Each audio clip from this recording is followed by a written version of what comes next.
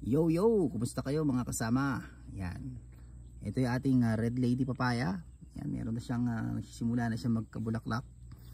Meron tayong tanim dito na nasa 100 piraso, 110 I think yung ating tanim. At ito po ay nakapagitan sa beans. So ito yung ating intercropping sa area na to. Pinanggalingan po ito ng pumalpak na kamatis. So ito po yung kamatis na Roma.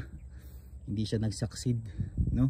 So nag-test kami ng variety ng kamatis before and ayun, pumalpak, kaya nagpasunod agad tayo ng beans. And then meron tayo sa pagitan na papaya para sa mas matagal na harvestan. Okay?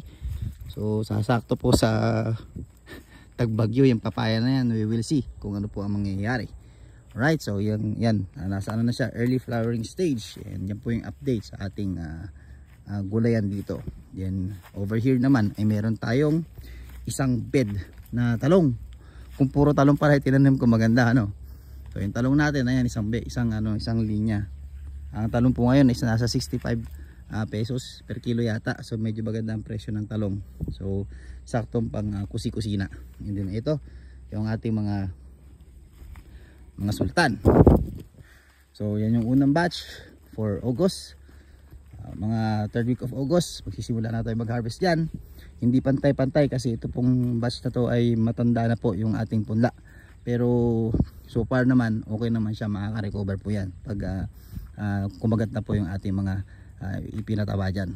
Okay, so yung kakatanim nating sultan na nasa 6,000 po na puno ay nandito sa area na to. So under recovery stage pa rin siya, no? Meron pa rin siyang transplant shock. Ito po ay binili namin sa Talavera, yung seedling po na to. At makikita po ninyo medyo umaano na yung talbos niya, no? Nagbe-berde na. So once na naka-establish na yung root, ay pwede na tayong magpataba uli or mag-drench. Okay? So far yan, naninilaw siya. May medyo ano ba na tawag doon, may transplant shock tayong hinihil sa tanim na to. Okay, and then may mga namatay na mga pagipagitan. Maghuhuli po tayo sa isang araw.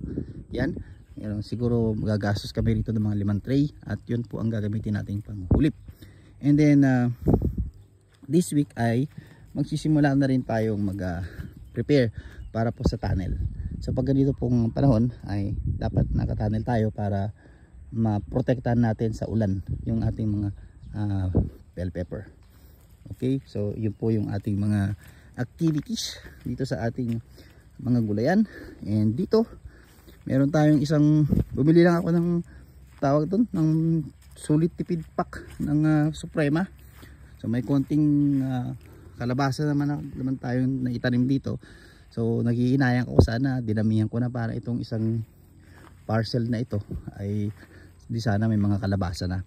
So unti-unti nagko-convert po tayo from single or monocropping into multi-cropping na farming para makapagbigay tayo ng ibang option sa ating mga buyer, no?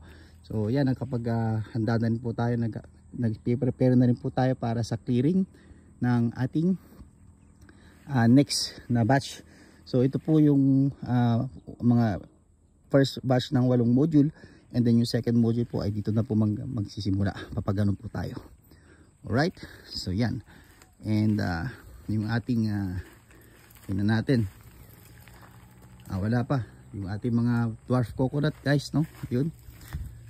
At nasira po yung tubig sa ating irigasyon, kaya tuyot-tuyot po yung ating kanal. O kaya nga ito yung ating programa sa ating farm, ay magkaroon tayo ng alternative na water source, kasi po pag walang tubig, yung pong ating mga tanim na high value crop ay magsasuffer. So kailangan lagi po tayo may alternative source. So nakikita nyo ba yun? Yun yung ating mga dwarf coconut. Yan, i-prepare lang po namin yan, at yan po ang mga susunod na mga deliveries natin. So may order po sa amin na another batch for distribution, no? Abangan nyo po yun sa ating video. And isa po sa activity natin sa farm din ay yung ating kalamansi. So mamaya ipapakita ko yung kalamansi habang naglalakad tayo. Medyo mahaba-haba itong ating video ngayon dahil live update, no? Live update recorded update sa mga pangyayari o sa mga ganap sa ating farm. Alright, so ito yung mga ating bayog, no, sa ating net house na ginawa before na sinira ni Pipito. So ang na-salvage po namin syempre yung mga poste. Okay, so here andito po yung ating punla para sa another 8 modules, no, pang 8 module po dito. Ayan, oh, kaganda na niya guys, oh, di ba? Oh, yan. So ito po ay Sultan. Shoutout po sa DA HBCDP, no, sila po ay nagbibigay sa amin ng regular na intervention ng seeds. Yan, maraming salamat po. So ito po yung ating makeshift na nursery. Soon ay i-upgrade po natin tong ating nursery. Abangan nyo po yun. And marami po tayong i-share sa inyo na design according po sa ating mga observations over the past years, no. I-incorporate natin sa gagawin nating infrastructure na pangmatagalan, mapapakinabangan at pwede nating i-offer sa ating mga kapitbahay na mga maggugulay. So for the purpose of documentation, so yan po yung ating nursery. Yan. So tingnan natin kung ano po mangyayari dito sa nursery natin in the next few months. Okay, so ayan, may mga ano pa tayo rito, may mga dwarf coconut pa tayo rito na for removing or for removal. So yun po yung mga activity natin dito sa ating farm. So siguro dito ko na ipopwesto yung mga dwarf coconut for conditioning para mas maging quality yung ating mga dwarf coconut na i-offer po sa inyo. So to give you an estimate kung gaano po kalaki yung dwarf coconut, yan, ganyan siya. Hindi malinis. Alisin natin to. Yan, so yan, hindi pa siya maintain dahil wala tayo, kukunti tao natin. Pero yung gusto kong ipakita sa inyo is gaano ba kalaki yung dwarf coconut, no? Yung bunga niya, no? Usually kasi yung mga bunga po ng mga available na binibenta online na dwarf coconut ang liliit, no? Parang ganoon, may papakita ko. Pero itong mga dwarf coconut natin malalaki po yung bunga niya. Okay? Malalaki yung buko. So yung ibang dwarf coconut po, yan, ganyan po yung kanyang bunga. So yan, okay, natapos na tayo dyan. Okay na ako dyan, nakapagbigay na ako ng quick recap dyan. So dito naman tayo sa ating konting dragon fruit. So hindi rin siya natitrim. Usually po kasi pinuprune po ang dragon fruit para maganda rin po ang kanyang flowering at fruiting. Pero ito yung dragon fruit na basta tumubo ka dyan, walang problema. So yung pong kalamansian ay malinis na. Magpapitas kami next week, and spray din tayo ng mga bulaklak kahit paano para ma-maintain, mapagpatuloy natin yung pamumulaklak ng ating kalamansi. So nakapag brush cutter na, ang susunod pong gagawin dito ay magagawa po kami ng kulungan ng manok para dito po namin pawawalan yung mga manok sa bahay. So ang target namin yung mga lalaking manok dito na sila maggala para makasave kami sa pakain. Okay, makasave kami sa patuka. Okay, so yung isang tao po ay naka-assign ngayon dito sa area na to. Pwede na yun, oh. Yun, pwede na yun. Yan, naka-assign dito yung isang tao na maglilinis kasi yung pong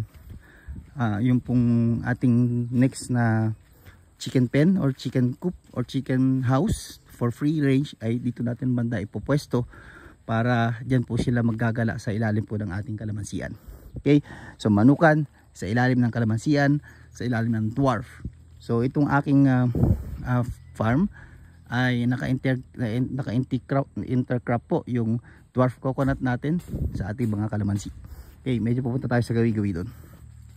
Okay, so yan, malinis na, good job sa ating kasama. Then i-maintain na lang natin siya na malinis dahil marami tayong proyekto rito sa ating farm sa mga susunod na araw.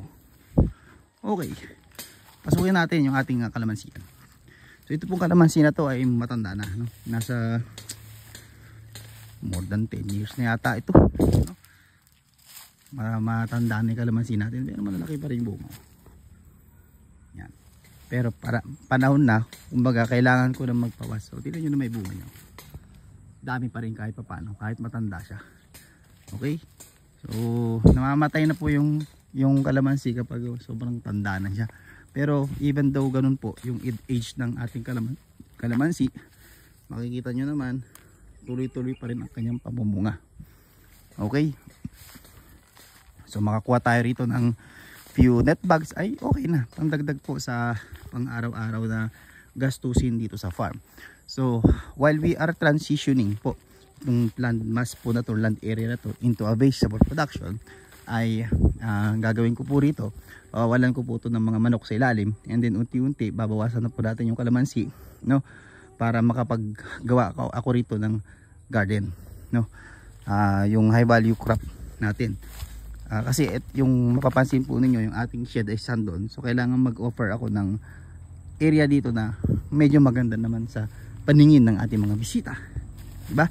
So that is a gradual conversion ng ating farm into a semi agritourism, no?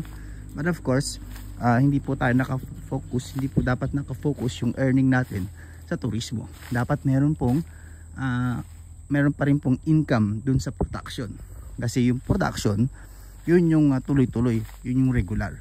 So while we are maintaining yung ating production ng ating farm, ay paunti-unti nag-shift tayo into agritourism for additional opportunity or enterprise na mai-add uli natin sa ating farm overall. Okay, so yan guys, yan yung ating mga matatandang kalamansi. Pinakita ko lamang po sa inyo yung ating po mga dwarf coconut. Ano to? Tinanim namin siya noong 2014-2015, so nasa 10 years na po yan.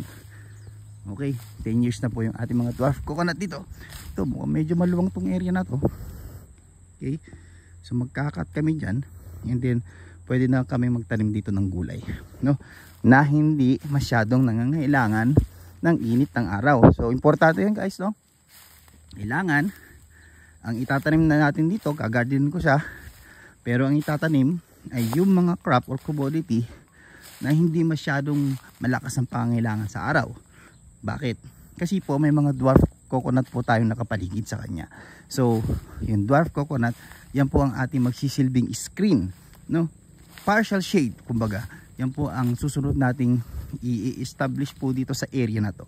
So nasa more or less 1 hectare po ito hanggang dun sa dulo. So ayun yung ating chicken coop, yun.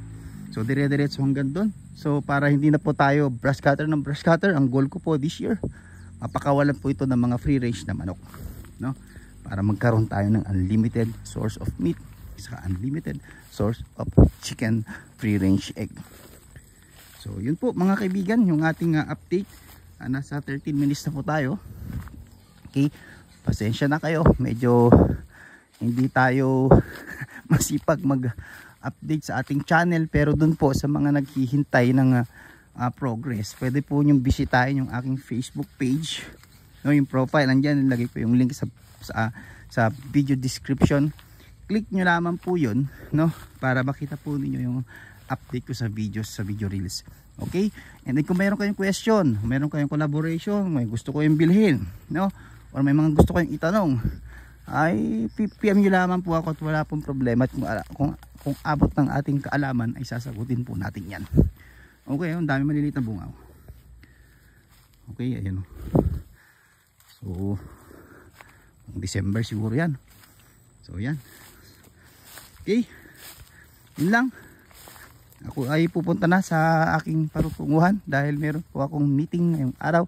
Meron akong magandang balitang ipapa-share sa aking mga kasamahan. And kita-kits po tayo sa ating susunod na video.